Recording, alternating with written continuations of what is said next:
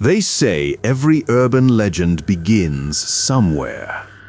Most of the stories people toss around like campfire fuel are just made-up tales crafted to give thrill seekers a shiver before bed. But sometimes, rarely, terrifyingly, you stumble across a story that doesn't feel like fiction at all. I work really hard to make videos for you all, so please subscribe to my channel and like this video. Also, make sure to tell me your name and where you are watching this story from. Let's start the story. This is one of those stories. I grew up in Detroit, Michigan in the late 2000s, when the internet was spreading like wildfire and forums were all the rage. I wasn't exactly popular in school, an average kid, quiet, with only a few friends, so I spent most of my time browsing message boards and exploring strange corners of the internet. It felt like a new frontier where anything could exist, and for a teenager desperate to escape the monotony of real life, the digital Wild West was intoxicating. But the internet had teeth. I didn't realize it until I stumbled across Smile.JPG. Or maybe it stumbled across me. It was 2011. I was 15, hunched over the family computer in our dimly lit basement. The screen glow was the only light in the room, casting flickering shadows across the bare cement walls. My mom always worried I'd ruin my eyesight staying up past midnight online, but she didn't understand. This wasn't about fun. It was about discovery. I was browsing a forum for internet legends, a place where users would share weird, supposed cursed files, haunted flash games, ghostly YouTube clips, disturbing stories about images you should never download. Most were obviously fake, crafted by bored teens, but one thread caught my eye. Smile.JPG. Do not open. Dozens of replies followed, warning people not to look at it. Some claimed the image showed a grotesque dog with human-like teeth.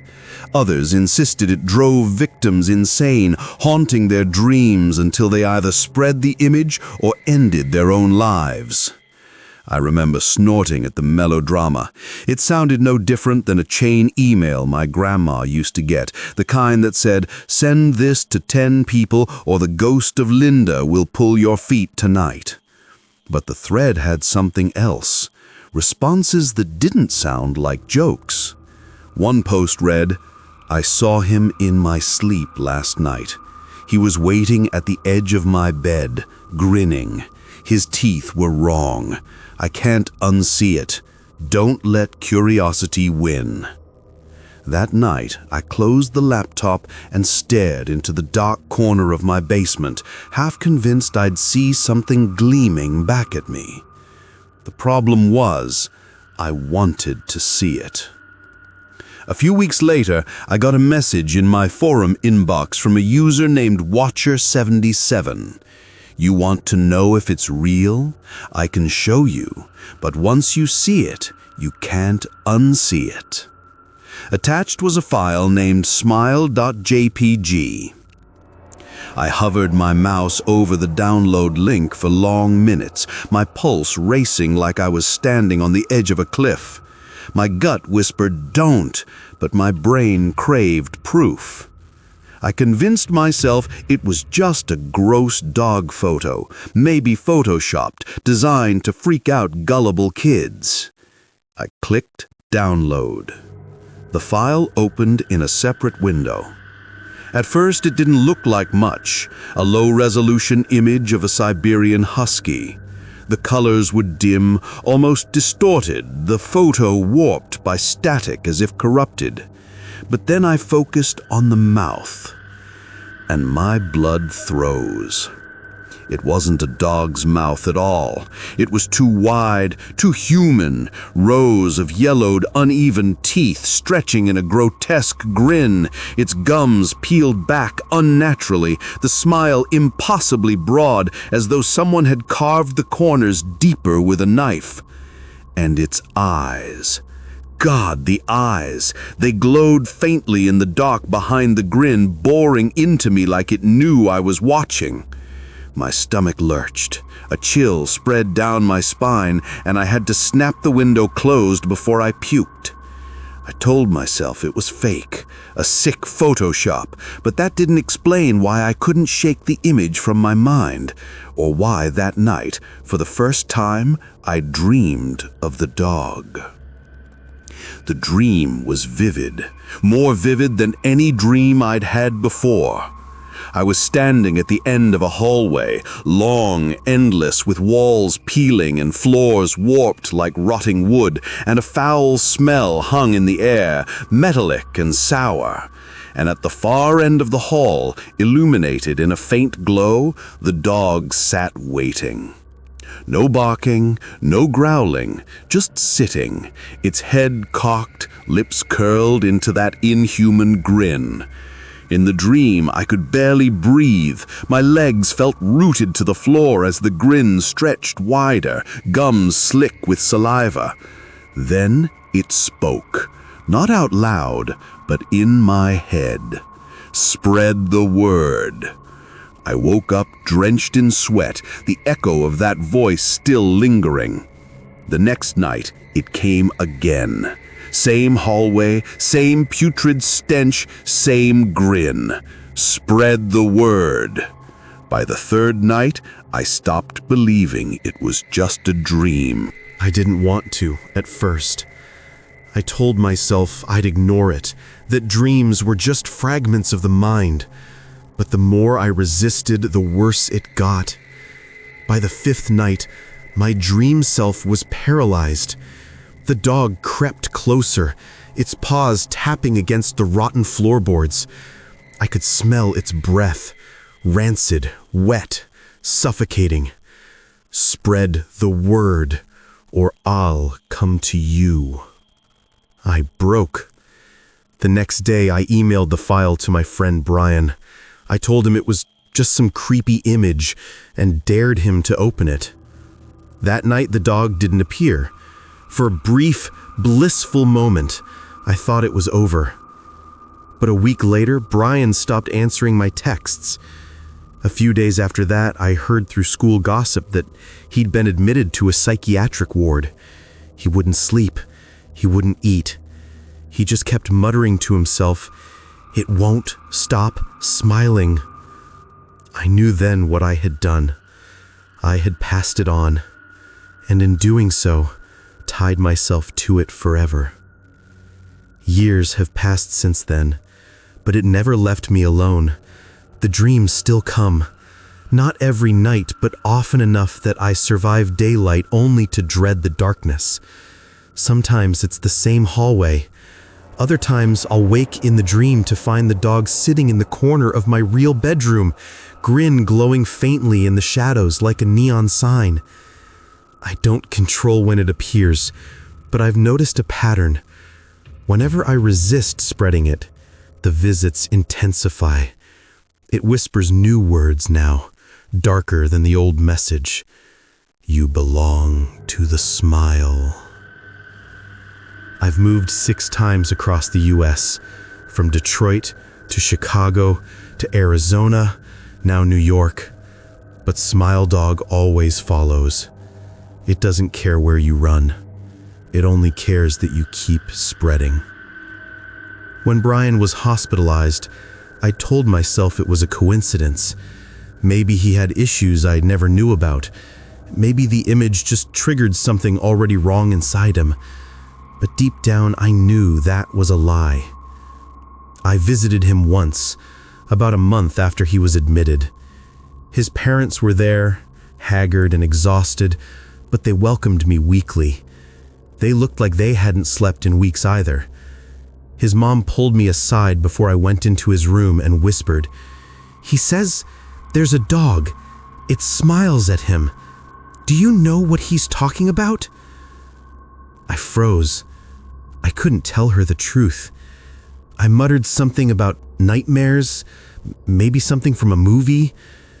When I stepped into Brian's room, he was sitting upright on the bed, knees drawn to his chest. His eyes were bloodshot, hollow. They flickered toward me for a moment, then back to the far corner of the room.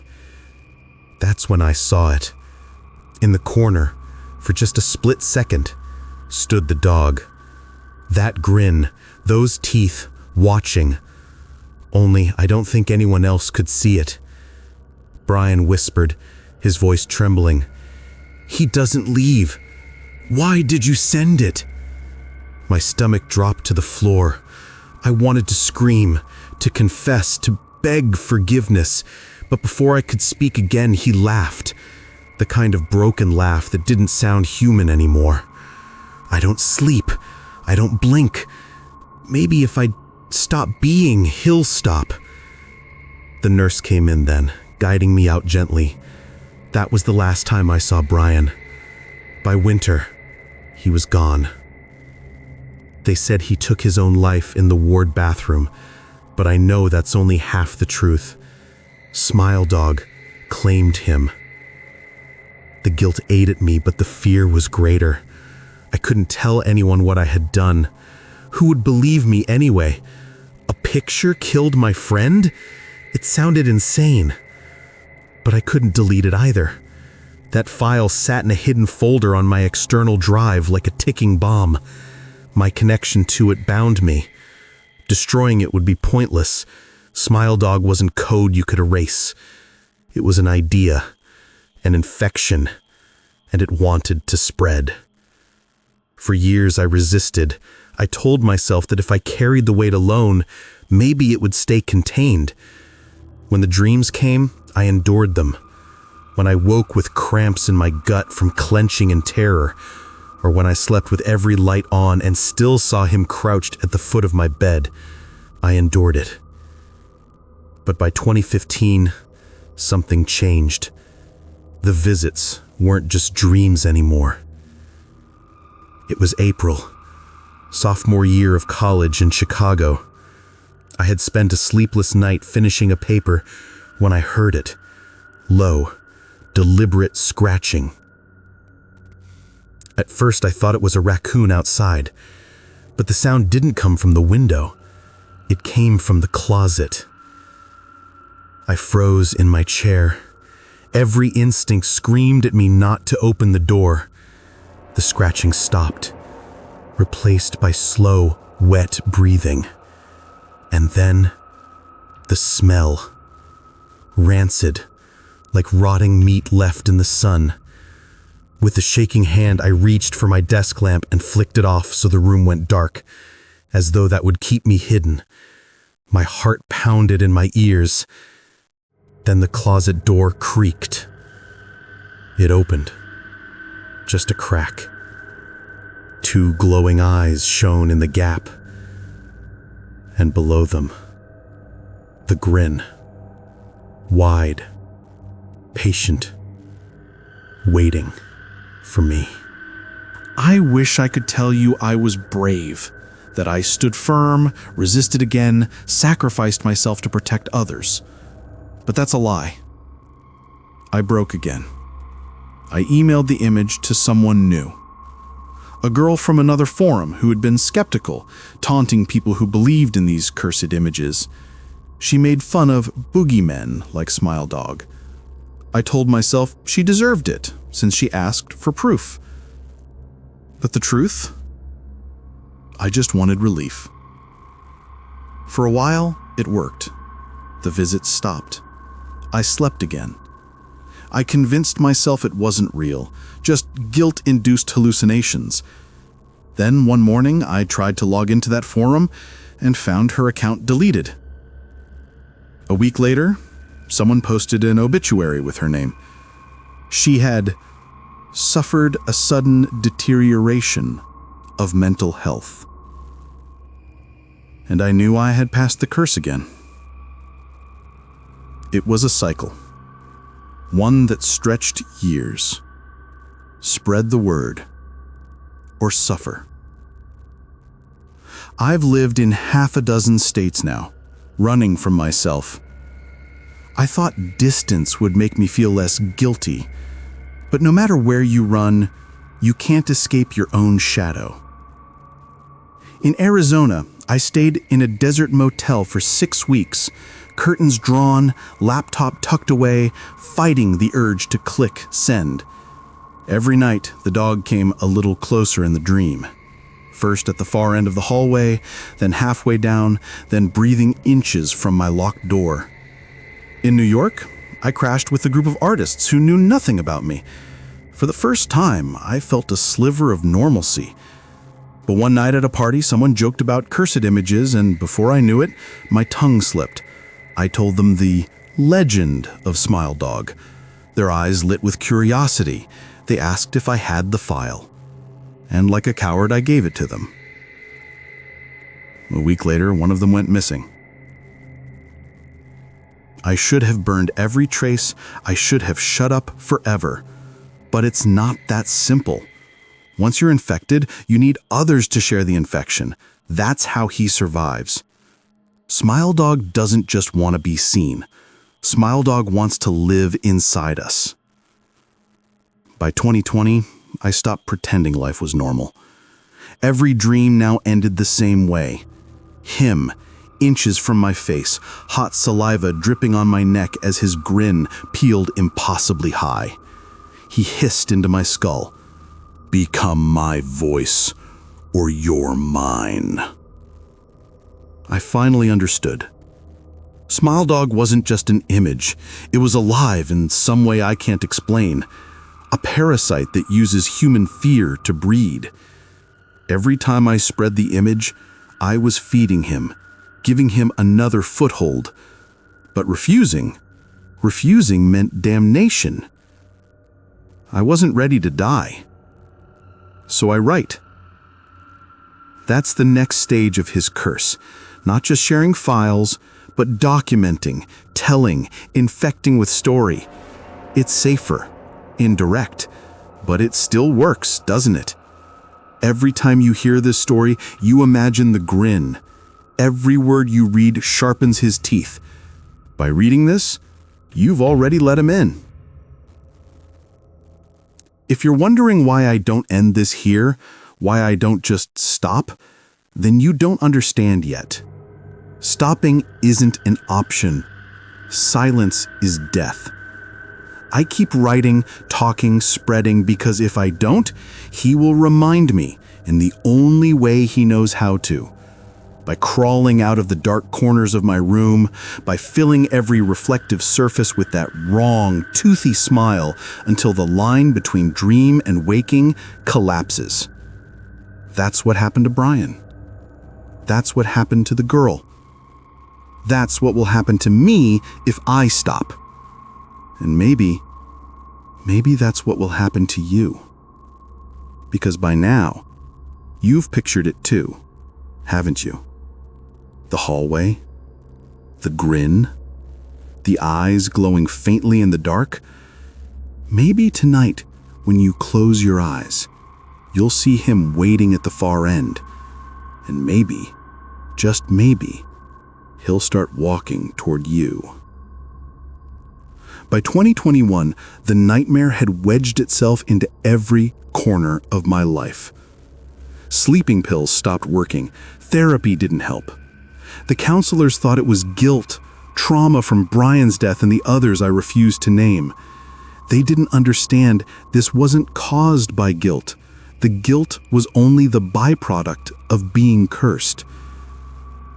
The dreams became more violent. No longer just a hallway. Now I'd wake in landscapes that looked like burned-out suburbs, black skies bleeding with static. The houses rotted, the streets cracked, and somewhere down every street, in every ruined doorway, sat the dog, always waiting. Sometimes there were more than one. Sometimes it was dozens of them, Silhouettes crouched in every window, glowing eyes and glowing teeth. I began hearing things while awake, too. A soft humming some nights when the apartment was silent. Whispered words, impossible to pinpoint. Spread. Spread. I taped over mirrors. I took down every family photo in my apartment because more than once late at night, those crooked teeth appeared faintly in the glass. By then, the curse wasn't just torment. It was wearing me down until obedience felt like the only release. In desperation, I turned back online. I wasn't the only one. There were others. Scattered usernames across forums, burner accounts that vanish as quickly as they appear, whispers of meetings in back alleys of the internet, posts deleted almost instantly. People who seen him, people who claimed to be survivors. One thread in a deep web archive called itself The Kennel. It was filled with fragmented confessions from people describing my exact nightmares. Different cities, years apart. Yet every story ended the same way. Spread it or be eaten. One post chilled me most. You don't stop, Smile Dog. The file isn't the curse. The file is just the door. Once you look, you are in the house, and he's already behind you. The image is just his calling card. The true smile is when he walks through. I shut the laptop after reading that, trembling, because by then I already knew he had begun walking through. It was a Tuesday, middle of summer. Sun shining, neighbors mowing their lawns. For the first time in months, I felt nearly safe in daylight. But when I stepped into the kitchen, the smell hit me. Old, wet fur mixed with rot. The sunlight dimmed in the room, unnaturally, as though pressed by a storm cloud, but no storm was outside. I turned, and there he was, standing. Not sitting, not in the shadows, standing full in my kitchen doorway, fur matted, tongue hanging wet between those grotesque jaws. The grin widened until the lids nearly tore, and for the first time, the sound accompanied it. A bark, low and guttural, vibrating the glass cabinets. I screamed, grabbed the nearest knife from the counter, but what could a knife do? I blinked, and he vanished. But the sink dripped blood instead of water. After that, my days blurred. I stopped going outside. I blacked out for hours at a time, waking up with my laptop open, messages sent to strangers whose names I didn't recognize, folders copied, links shared. At first, I panicked. Did I really spread it unconsciously? Did he use me like a puppet to spit his smile across the world? But when I thought about it, the panic faded, replaced by relief. Because when I sent his message, his visit slowed. A horrifying realization wormed into my mind. Maybe this wasn't just a curse. Maybe this was a partnership. One night, it wasn't a dream, I swear. It was the middle of the night, and I found myself awake in my bed with the weight of something pressing against my chest. I opened my eyes, and there he was. Not at the door, not at the hallway, on me. Heavy fur against my ribs, rancid breath dripping across my cheek. His mouth moved. Not telepathy this time. Real words that rattled through the air like fractured static on a radio. You are doing well. You will open more doors. Soon, we will smile together. For the first time since this started, I didn't scream. I smiled back. It's strange after that. Life became easier. The dreams still came, but they didn't terrify me as much. They felt almost purposeful. Every time I passed on the file, every time I retold the story, Smile Dog rewarded me. The visits stopped for weeks at a time. I started writing what you're reading now, pouring it across forums, into notebooks, into hidden corners of the internet. And every time a new set of eyes absorbs these words, that grin grows sharper in my memory, stronger. Some days I wonder if I'm still writing this willingly, or if it's just him dictating through my hands. I told myself at the beginning that maybe this confession would be a kind of exorcism, that if I explained it to you, if I showed you everything, I could cut the chain. But you've seen it now too. That's how it works. It doesn't matter whether you looked at the image itself. The words carry images more powerful than pixels. A picture of an idea is still enough to invite him in. He's behind you already. Maybe you don't believe me. Maybe you'll laugh. But tonight, when the lights are out, when your house creaks with that usual settling noise, when the shadows in the hallway seem thicker than normal, that's when you'll see the grin. And when you wake in that endless corridor, with the stench in your lungs and paws tapping closer, you'll understand why I passed this to you.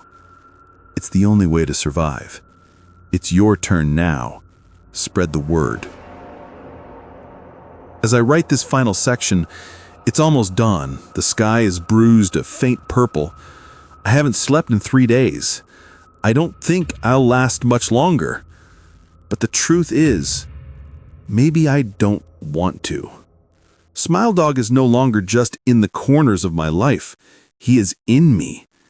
Every reflection I catch, I see the grin pulling wider across my own lips, stretching skin that shouldn't stretch that far. I used to be a victim. Now I am a messenger. And one day soon, I think I'll be him too. So if you don't want what happened to Brian to happen to you, you know what to do. Share this. Pass it on. Tell someone. Show someone. Or close this page and wait for the scratching at your door. The choice is already made, because Smile Dog never loses.